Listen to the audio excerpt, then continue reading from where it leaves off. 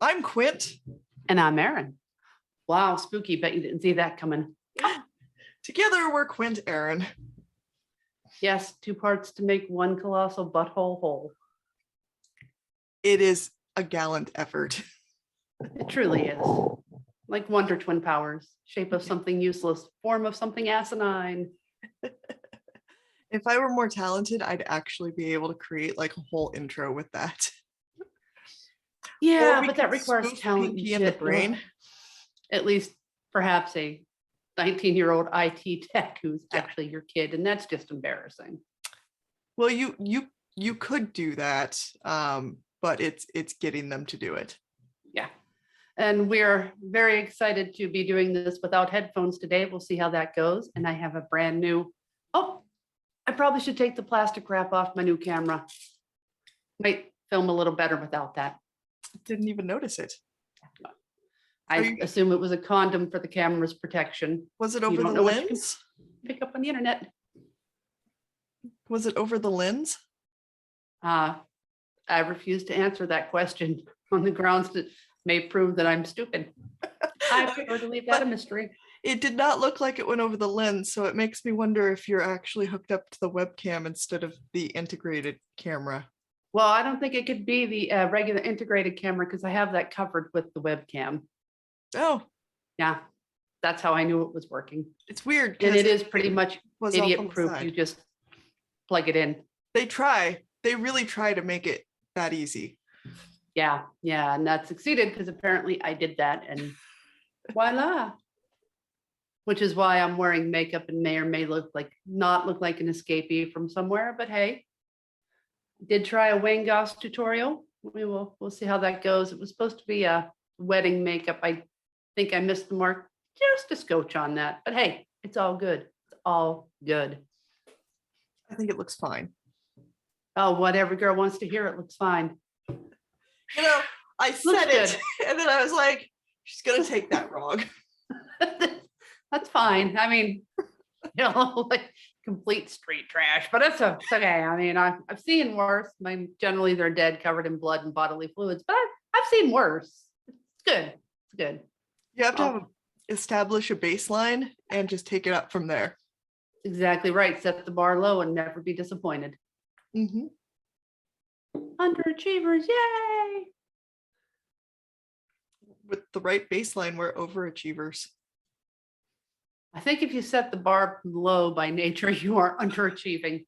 I think that's pretty much how that goes. Unless you're playing limbo, and then that's super overachieving. Also at work, this is why I tell people I'm new. Yeah. Technically, you are new to something. Like motorcycle riding. See, you're new to that. Yeah. I am not new to that, nor will I ever be.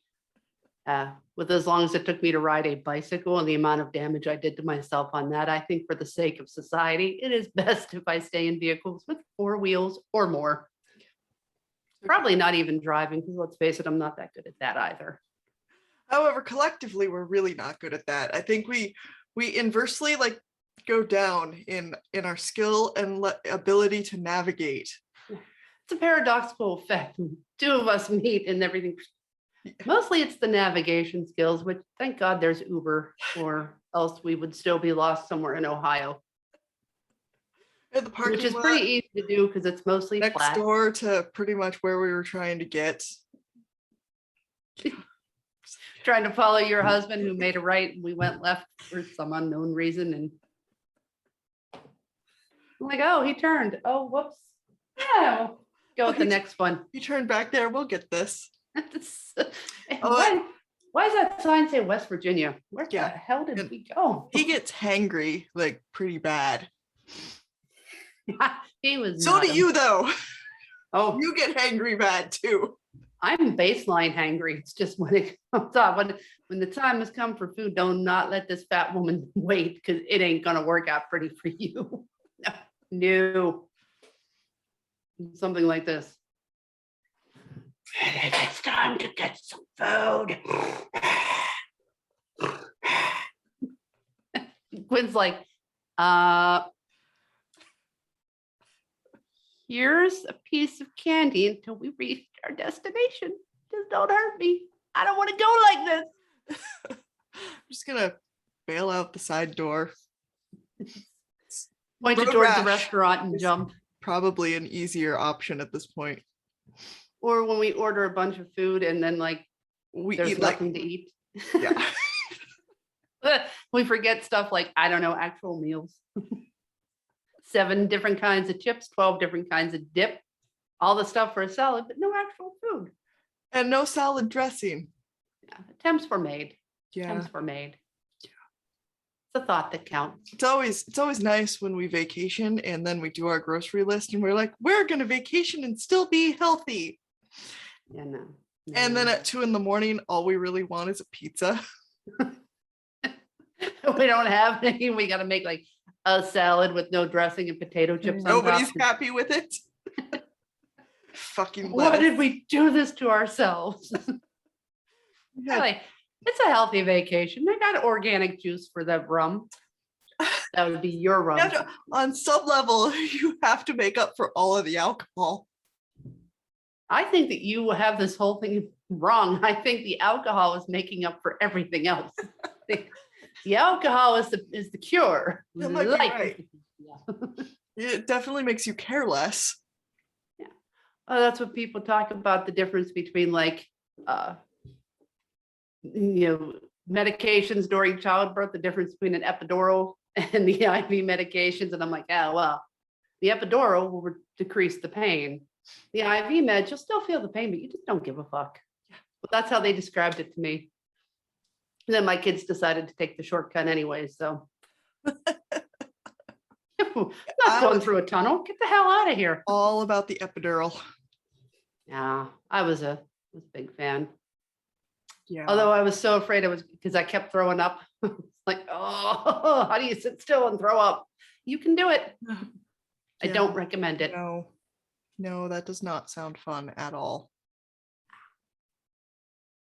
Yeah, well, they're 19 and 17 now. So fortunately, that ship has sailed. Yeah.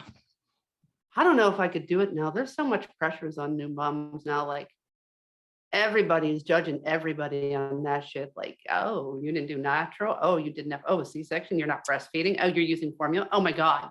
Is that? Oh my God, you're co-sleeping. Oh my God, you're not co-sleeping. Oh my God, pacifier. Is that You didn't big use on the pacifier. East Coast too? Because like out here, it's super judgy. Like if you don't have like a dolphin water bath childbirth, then you are like the scourge of the earth. I just Automatically bad parent. the goal is to have a healthy mom and a healthy baby, and however you got to get there is how you got to get there. But like, even when Riley was born and I had planned on breastfeeding, which I had just gigantic breast at the time, like horrifying, like had to wear a bra to bed for fear they would roll back and smother me because I didn't want to go like that.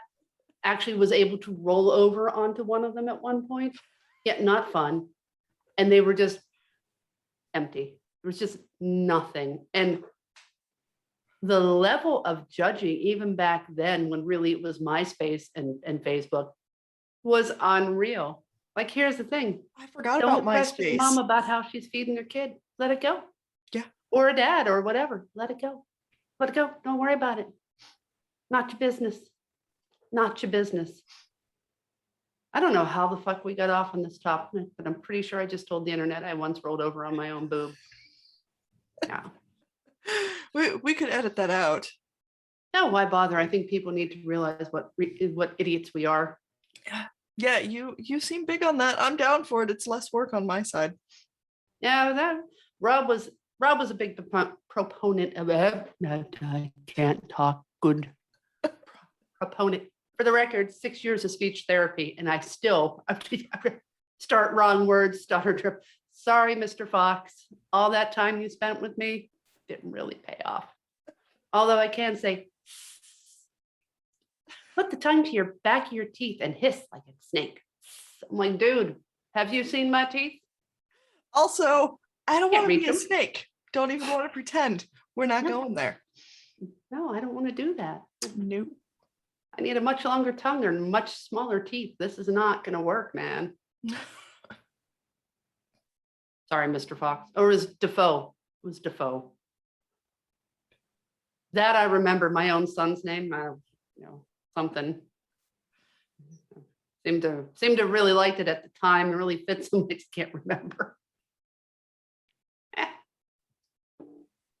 Remember, boys, Mom isn't see now. She was always like this. Mm-hmm. Still going into a home. No, I'm getting a cardboard box down by the river. Yeah. Not even like a good box. It'll be like a used not like a fruit Amazon box. It'll be, yeah. No, not going to be a double barrel dish one or an appliance box. It's going to be like a shoe box. I'm going to look like a cat. Just like 1 foot will fit in it. The rest of me will Trying to just squeeze in there. Thank you, boys. I'm sorry what I all I yelled at did you for on you. your homework. Thank you, boys, whose names I still can't remember. Why it's got to go down like that? I think we were planning on talking about families, but somehow got incredibly sidetracked. Yeah, it's so not like us. Yeah, we were going to talk about Amelia's, no, Fletcher's. Fletcher and Amelia's. Fletcher and Amelia, yeah. We have very little info on Amelia. Amelia is Fletcher's love interest at some point. And Amelia and Fletcher had probably inverse family relationships that were almost equally destructive in their own ways. Fletcher's mother was mentally ill and committed suicide when he was 5 or 6. And his father, everyone loved. He was a great guy, but he secretly was a drug abuser and beat the living crap out of Fletcher. Mm-hmm.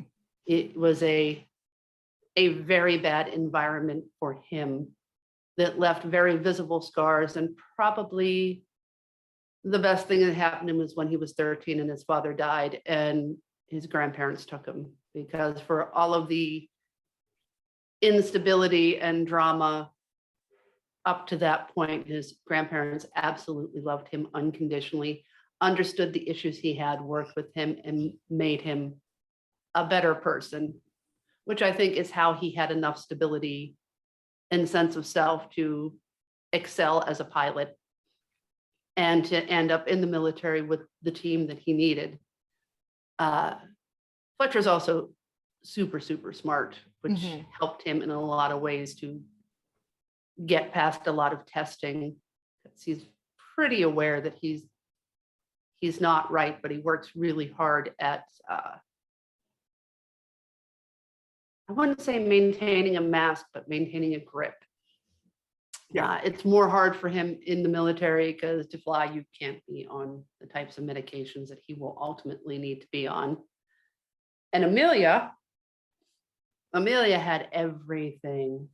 Uber wealthy family in movie production, power, glamour, tabloid fodder. Everyone wanted to be her. Everyone loved her. She's the girl you saw drunk at a club at 18, crashing the car, getting arrested for possession, getting a new car the next people day. wanting her to have her own reality TV show. But what you don't see is the fact that her parents don't ever see her at all. They expect nothing from her. They get nothing from her. Any hobby, any interest she ever had, they never had time for. They belittled. Like, why would you want to go into trigonometry? You're beautiful. You don't have to work. That's for poor people. Just smile and be pretty. And she's surrounded by people and she's ultimately lonely because they're not people who love or understand her. They're people who are there because of what she can get them. And her one source is her brother, who has Duchenne's muscular dystrophy, which the family never talks about. And her brother absolutely adored her, encouraged her, believed in her, knew she was smart, knew she was above everything and so much more than what she was given a chance to be. And when he died, she just kind of got completely lost. And at some point had a moment of reckoning and walked away from everything and disappeared into the unknown. And the two of them who initially have such different backgrounds actually have very similar backgrounds of just needing someone to believe in them and to love them for what they are. Yeah.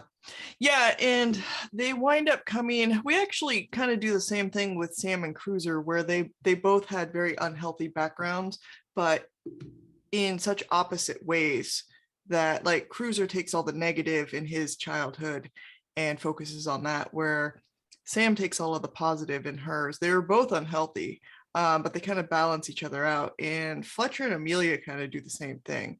Um, he was very much in an abusive situation. And not only did he have the disadvantage of being a child, so you're powerless, you don't know that you have resources, you're supposed to be able to go to your parents for help when bad things happen. But it complicates things exponentially when the bad things that happen are because of your parents, or when, like his dad, nobody's going to believe you because he's a pillar of the community. Just turns out behind closed doors, he's a complete asshole. So you don't have those resources. And then he also has crazy mom that is fighting her own battles.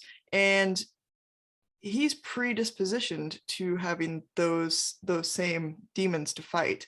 So we've got him at a lot of disadvantage. And then we have Amelia, who is very stable emotionally.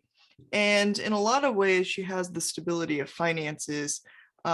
She herself is fully functioning. Like, she doesn't have mental health problems going against her. She's not in a physically abusive relationship or family dynamic, but it's neglect and manipulation and like disregard.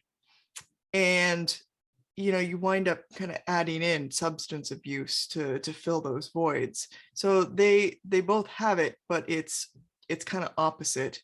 And in the end, when they wind up finding each other and they're both in better spots, they get each other innately on a level that nobody else is really going to. Yeah, and I think the key thing with Amelia is that she has that moment of reckoning, and in a way has to do it with the support of strangers and almost on her own, because once her brother dies, she is truly lost. She is that one crash in her car, the spectacle, the paparazzi follow around and laugh as she has a Britney-like breakdown. Yeah. She's nothing but entertainment and no one having true regard for her. But at some point, like so many other people who deal with addiction and other problems, she has that moment where all the failed attempts fall by the wayside. And she has a moment where she realizes, if I don't change, I'm going to die, and I'll die a joke, and no one will ever remember my brother and what he did and how good he was. And I need to do this for me. I need to do this for him. And she goes through all of that brutally hard work of getting clean and staying clean in a society and in a place where she has the means to be so addicted and broken. And it requires cutting off her parents and cutting off that financial security. And both of her parents are narcissists. And that is a brutal type of parent to have, because you don't realize how fucked up and how manipulative it is, because it's baseline for you. But she's come through that. She grew up with people who had their own type of mental illness. And I think she gets on an innate level, you can be a good person and a mentally ill person. They don't necessarily define each other. And I think she sees in Fletcher, here's someone who has mental illness, but he is a good, loving person who will stand by me and who sees me for what I am and accepts me 100% with zero judgment. And that's something hard to find. Yeah. He also has no clue who she is whatsoever. Fun fact, if Arguably you're more difficult to find in that situation. Yeah, fun fact, if you're like working for a sort of a secret pseudo military organization on the down low, probably dating someone who used to be paparazzi fodder might become problematic. Maybe. maybe causes some issues in some stories. A little bit. And then, imagine the paparazzi, crazy old Amelia now dating this crazy guy who's spent all this time in mental institution, is up to his neck in shady stuff. And, but she'll stand by him too. I think we still have a lot of exploring to do on that front, but I think it's very interesting. And Fletcher's mom was broken, but she truly loved him. And I think that through his grandparents, he gets how much his mother loved him and how hard she worked to be with him. But just like some other illnesses, it was a battle that she lost. And they worked very hard to instill on him. It had nothing to do with him, that he was the best thing that ever happened to his mother.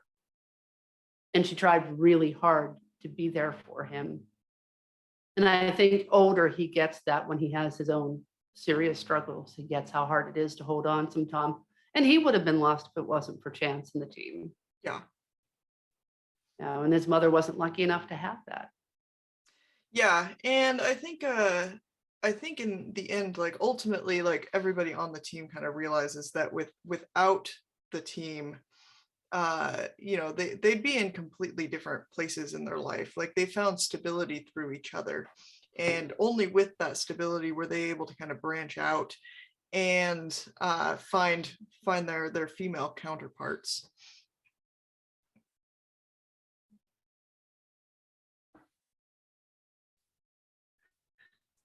Well, their female counterparts, and in a way, Chance is the other half of her. I think really the people you were born with.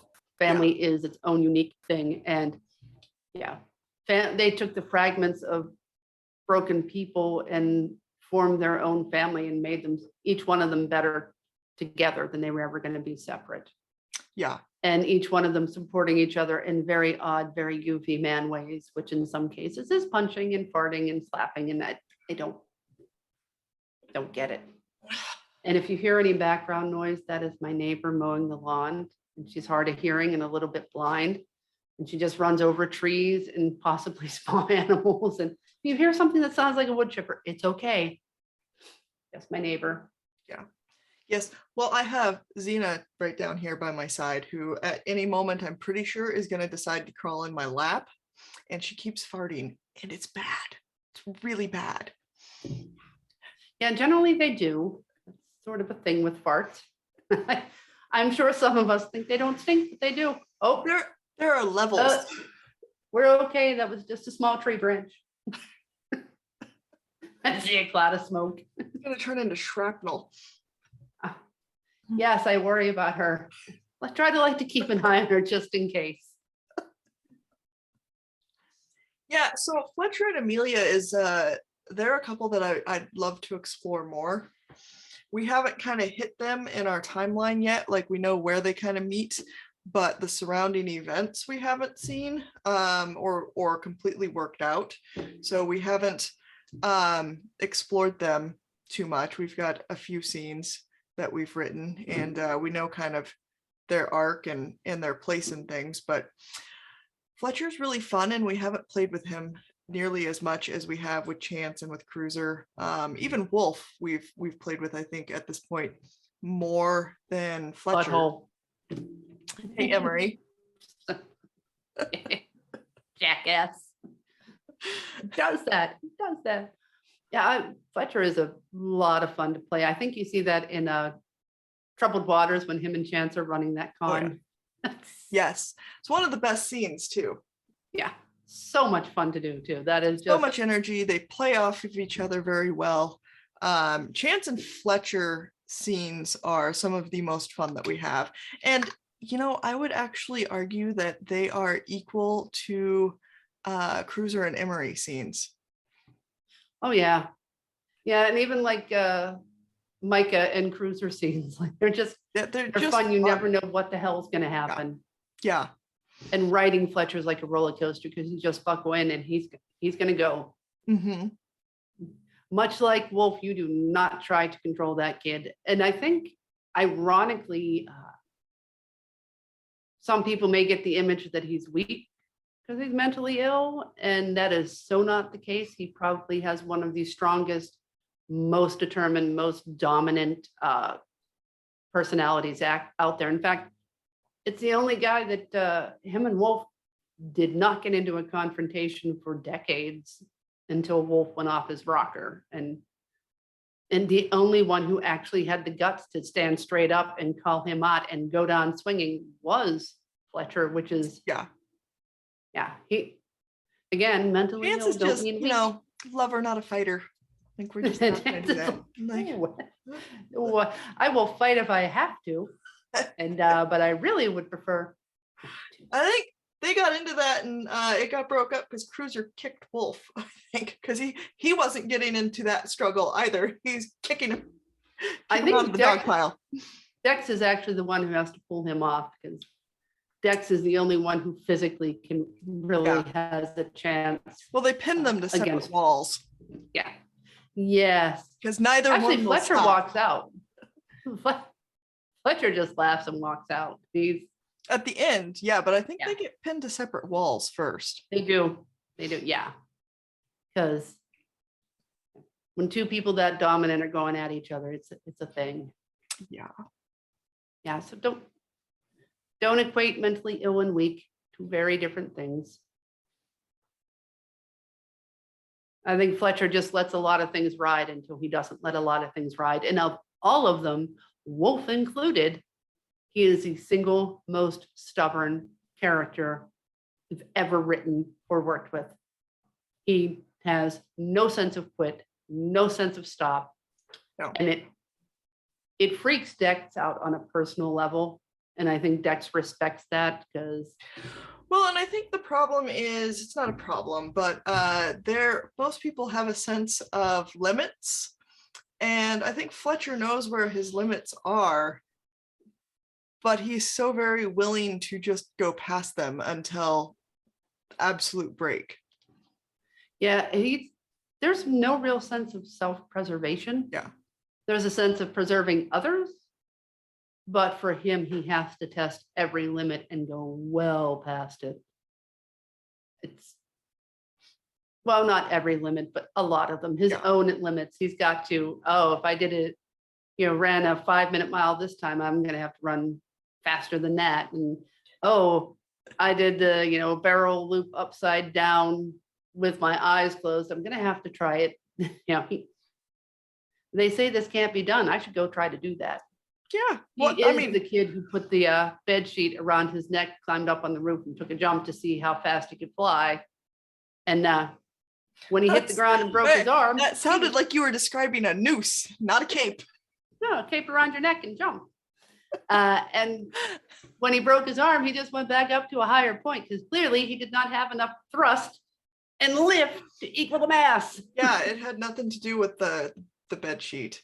All about the height. So he would be out there like trying to develop ways, putting in little rods and little sticks to try to stiffen it to get more surface area, to develop more lift. Suddenly all the curtain rods in the house disappear. The one time he actually broke a limb that was not his dad's fault. Yeah. Oddly enough, Cruiser and Wolf both have like physically abusive dads. I don't think we've ever seen them talk together about that. Wolf doesn't have a physically abusive dad. Fletcher. Did I say Wolf? Yeah. Fletcher and Cruiser. No, because Fletcher never, ever talks about his dad or his family or any of that. It is years and years, and not till he's at the point of breaking that he does not deal with those issues. He's really it's not exactly a table topic for Cruiser either. He focuses on his grandparents, and when they pass on, the team is there to fill in that space. But yeah, when he starts talking about his time in Texas or his family, things are bad. Yeah.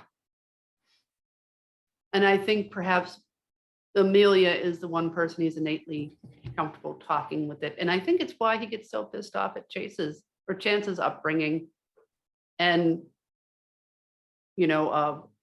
Cruiser's upbringing, because he gets angry on their behalf. It's all the feelings he doesn't acknowledge on himself that he puts towards that. But I have no doubt whatsoever that if ever given the chance, Fletcher would kill either one of their fathers in cold blood. Yeah. And it would be cold because he is as stubborn and as dominant as they come. And when you have gone over that line and done something that is unforgivable and so harmful, then you do what you have to do. Yeah. Jail is okay, death is okay. It doesn't matter. Well, Which is yeah, why 'cause he's really the scariest of the lot, although he's the funniest. Mm-hmm. Yeah, he's also incredibly unpredictable and kind of a loose cannon. They all are. Let's just, They he are, just embraces it. they are, but yes, like he's kind of more so like, and he's unpredictable. I think aside from Chance is pretty good at knowing where things are going to go with him. But the rest of them, he's pretty unpredictable. Like Cruiser's a hothead, you know that, and you can see that coming a mile away. You can manipulate that if you want. You know where he's Chance going to will be. do He'll be at anything a and biker everything bar he to can to fight. not. This is Chance. You know where Cruiser will end up when he's really pissed off at a biker bar, getting the shit kicked out of him. Yeah, you will That's either why he find goes him in there to jail get or a people hospital. to stop him. Yeah. Fletcher, no, you don't really know where he's gonna end up. Chance is the one close enough. Usually he ends up somewhere tall, high, closest to the sky is where he may be, but you don't really know what you're gonna get there. And how serious he is about anything that he's playing, and whether he's playing or whether he's in wholeheartedly, and he uses that. Uh-huh. Like, for years, his favorite thing to do with Emery is just give her the worst gifts ever possible. Things she will absolutely hate, like Velvet Elvis or, dogs playing poker. And he's absolutely stunned that someone as snobby and as label conscious as her happily and proudly displays everything he gives her. And it takes all of the fun out of the game because Chance hates that game. He will not wear the macaroni necklace. It's not happening.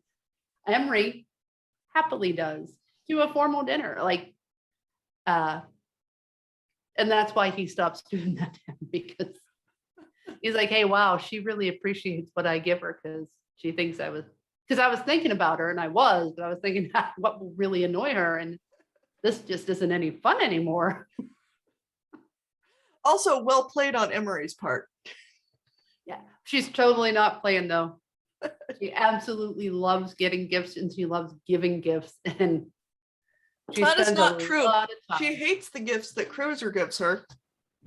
I have to tell you, I think it's years before she's ever able to open up a gift from him, because that just, she can't even begin to think he would do that for a gift. It hurts her in such a deep personal way, even if it wasn't one of her many neuroses and fear, just to think that Fletcher did it because he's Fletcher. He probably really thinks I wanted Velvet Elvis, so that's okay. I'm going to embrace this in the spirit it's given. A box of live spiders is just a big old fuck you. It was a prank. He got her nice shoes. How is that a prank? Not before that just the box seems of spiders. This really seems mean-spirited. A prank would be getting her a Velvet Elvis and trying to convince her that you really meant it, and then watching her cringe when she has to hang it up, and then being surprised that she doesn't cringe. No. And she shows it off like a proud mama. Fletcher got this for me. It's beautiful. Yeah. I think the difference between Fletcher and Cruiser really sets off the mask and the decor. She also tears his bike apart and mails it to him one piece at a time. So you know what? No. They're even. She does not tear that bicycle apart. It's a motorcycle, and he again earned it.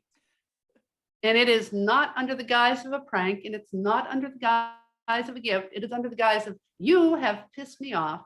You were way out of line, and I physically cannot best you, but I will make you regret. And you will regret, and this will be one of those It's a learning experience, Cruiser. We're going to learn where this line is. And this is the line. And this time, as your bike was dismantled, I had it detailed and carefully mailed back to you in order. Next time, who knows? It's not just bikes you can disassemble. And I believe even Cruiser learns that lesson. Maybe he does think twice before fucking with her again. Yeah. He still does it because it's Cruiser, but He does it, but not in that area again. Lesson learned. Wow. I have never pissed somebody off so hard before that they were willing to take 1.5 years to get revenge. There's a lot of pieces to a motorcycle. yeah, there's a lot of pieces. He winds up probably just buying another bike. Oh, he has another one, but that's his favorite. Oh, he has a few, I'm sure. Like, It was really pretty. yes. Maybe it'll come back unicorn colored. I don't know. Hard to say. And then when he starts shit with her, she, oh, I guess this week's motorcycle delivery is going to be delayed. I think it might have been the handlebars. Yeah. So sad. And even Cruiser has to stop his mouth. Yeah. Because he really wants that bike back. He really does. She probably dismantles his knucklehead, which is probably his favorite. And I don't think there's any surprise that a knucklehead loves the knucklehead. Yes. If they had one called asshole or nipple neck, he would totally own that too. They have one called a bolt. It's like, I can't take this seriously. It's called a bolt. Like, That's a terrible name. I know. Like, who does that? Yeah. That's like the the new lightning bug motorcycle. Yes. Oh, and on a fun fact, totally irrelated, but we have an escaped eagle. The eagle got out of the aviary downtown, and now they have an APB for a 2.5 to 4 foot tall eagle. You do not need an APB for that. They're like, don't approach it. I'm like, oh, they're right mind to approach a 4 foot tall big bird. No, because they're all units. they're APB mean. out for big bird. Yeah. Eagles exist in the wild. Like, did they clip his wings or something? No. He was in, they have these beautiful enclosures. I mean, they're gorgeous, and they keep them covered with this heavy duty chain link, which they check every night, but apparently this guy was determined, he wanted to go see if he could find himself some Primanti's brothers, or he was so embarrassed by the loss that how badly the Steelers played that he was like, peace out, nerds. I want no parts of this. And they had like pictures of him, like he landed downtown in North Side, said hello to his peeps, stopped traffic. Then he went and scared a bunch of joggers and just stood there. Last seen on 356. They're like, keep your eyes out. Don't approach him. Yeah. Approach him. Because you know what? I'd like to keep my eyeballs inside my head. He's a 4 foot tall can opener with claws this big. No. Yeah. No. They're like, they don't eat every day, so we think people and pets should be okay. I'm like, oh, my parents' dog is awful small. We'll keep him on a leash for a little bit. But it's like a buffet out here. He gets to pick whatever he wants, not just given your meal of the day. Chihuahua, fish. Oh, it's so hard to decide. Maybe rabbit today. How about a koi? How about a whole pond of koi? Thing weighs 20 pounds. A koi? I'm like, how do you? And the joggers actually were like approaching it. I'm like, that's just no. You deserve what you get here. No. No. Yeah. Oh yeah. When we were in Yellowstone, we were, of course, we're telling the girls like, you do not get out of the car. We keep the windows rolled up if anything comes near us, all that stuff, right? But then, we're driving along and we see the bison, and like they're like right there, and this idiot in front of us gets out of the car and gets like 4 feet away to take a selfie, and I'm just like, this guy's gonna get gored in front of my children. And I'm gonna have to say, this is what happens. You deserve this. He would have deserved every bit of it. And the thing was, like when we went, we had a hard time finding the buffalo because it was rutting season. Now tell me, right?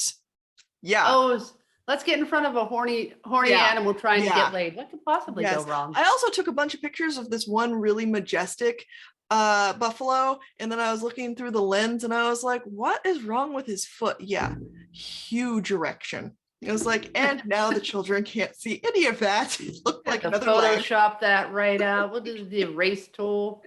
Yeah, It's like, we're just gonna, oh, yeah, they are massive and they're wild animals. yes. And they do not care about their like count. They will go right through you. They don't care about being on your Insta. they don't need to do a TikTok with you. They need to get some buffalo booty, and you are in the way. Yeah, no. Yeah. I had a friend that one time who wanted to pet the raccoon. I'm like, I don't know how to break this to you, but it's 2 PM. A, raccoons have very large claws, and B, they shouldn't be out in the daylight. No, this is nature's way of saying back the hell up. Yes. Yeah, don't mess with the trash pandas. No, trash pandas, yes. They're better than the African murder horse. The what? The African murder horse, the rhinos. Oh, I gotta think what that guy's name is. I'm gonna love him. Who does the animal facts? We're gonna have to like look up the link and tag him because he is awesome. It's the best names for everything. Fletcher's a huge fan. So am I. I bet he is. Yeah. Yes.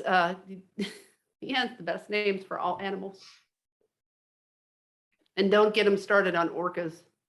He's the one that showed the picture of the orcas. They actually will use dolphins as like baseballs. What? They'll just Godsmack a dolphin clean out of the water because they can. Like, poof. Okay, see, now I want to see that. I will put, I'll give it to you to put in because I don't know what the hell I'm doing. But yes, this guy is awesome. He is hilarious. And he's very realistic about things like, yeah, no, you don't want to do that. He's the one who did the video on like animals you didn't know were so deadly. And the one was like the zebra. You sent me that video. That was a while ago. Yeah, that was over a year ago because I was still working in the field. Yeah. Yes, he is. And he has kind of started to take off. And I'm glad because I love him.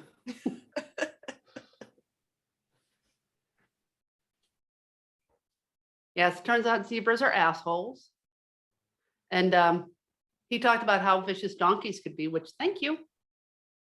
Yes. And I love donkeys, but yeah, don't be an asshole to a donkey. They're not going to take kindly to it. No, we had a couple donkeys when I was growing up. I like the miniature ones. That's the ones that we had. Yeah, they have up the road at the Jack and Jill, I think. Which one fell down the hill?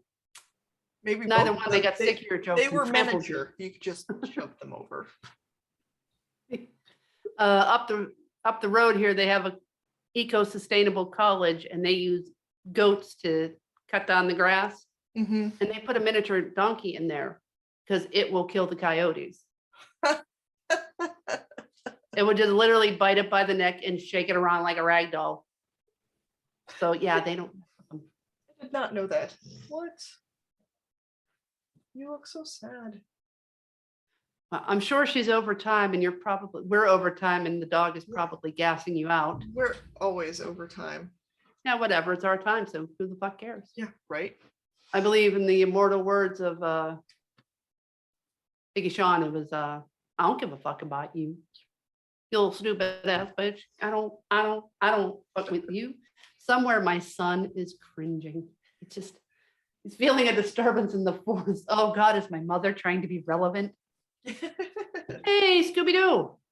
Hey, Xena. Xena. So for everybody out there, like, our one viewer, Rob, this is Xena. That's not Xena. That is Scooby-Doo. Or possibly Marmaduke. I do think she looks like Marmaduke. There's Bullet who's walking away from your bullshit. Bullet's like, I'm out. Bullet is old and tired of this bullshit. Bullet's hips hurt just from that. Oh yeah, no. You are the perfect size for a lap dog. Keep going, Xena. Keep going. Good girl. Good girl. Get up in mama's lap. She loves it. Give her a big face lick. She's Makeup like, tastes I'm good. unamused Yes, by give all her of a your lick. shenanigans. Go ahead, give her a lick. Be a good girl. Come on, you can fit. There's plenty of room for you. What are you, 90 pounds? You'll make it. Go ahead. But mom, mom, I'm on your lap, mom. I know.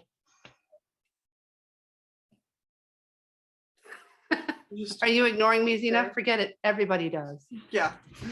I'll just continue yapping. Oh, now you're walking away. Okay, fine. No, she's just laying in my lap right here. No. Does her head bang into there? Banged right into the table. The other night, so she gets bored because Bullet won't play with her. And so she will take a ball and she will drop it down the steps and then she'll chase it, get it, and go back up and do it again. And Steve was sleeping and it sounds like a freaking tank is just going down. And she's doing it like 2-3 times, and I was irritated at Steve, so I didn't intervene. So like 5 minutes later, you hear him knock it off. Like, but it is loud. Yeah, it was. Gigi used to do that, but she was only like 55 pounds. And it was loud. Yeah. No, she was at the vet, 2 weeks ago now, and she weighed in at 90 pounds. So, and she's not quite a year old. She'll fit in your lap just fine. I'm sure. 90 pounds of dog on your lap in a chair that spins. I see no problem here. No. This is why Bullet has left, because Bullet is smart and knows some bullshit's about to go down. He's like, nope, I do not want to be a witness. All right. Nope, we're not doing that. We're not. Don't listen to her. Down. You can. Off. I don't want to get her in trouble. Good girl. Better girls jump in mom's lap. Look at her pouting. And she is. So her little dog heart. She's over by the bed, all cowered. Oh, now she's going to attack Bullet. She loves his tail because hers is he cropped. does not appreciate that. No, she thinks it's the best toy ever. I'm pretty sure she's just like, what is this? What is this? Why can't I don't? And she's biting it. Like, yeah, it's funny. And then we have to stop because she bites his tail, and seriously clamps down. Or we have these like, I will kill you. If I could move, if my hips didn't have massive arthritis, I would kill you. Look, puppy, at some point you have to fall asleep. Yeah. And I'm making a plan. It'll look like an accident. Like maybe you fell down the steps going after that ball. Don't mess with the old ones. I don't know. We're completely off topic again, but whatever. Of course. But on the upside, Peggy stopped mowing. I'm pretty sure it's because she broke the mower again. With the tree stumps? And other things. All right. Do you want to stop this and maybe do another one so that we have a few? Oh, yeah. What could possibly go wrong?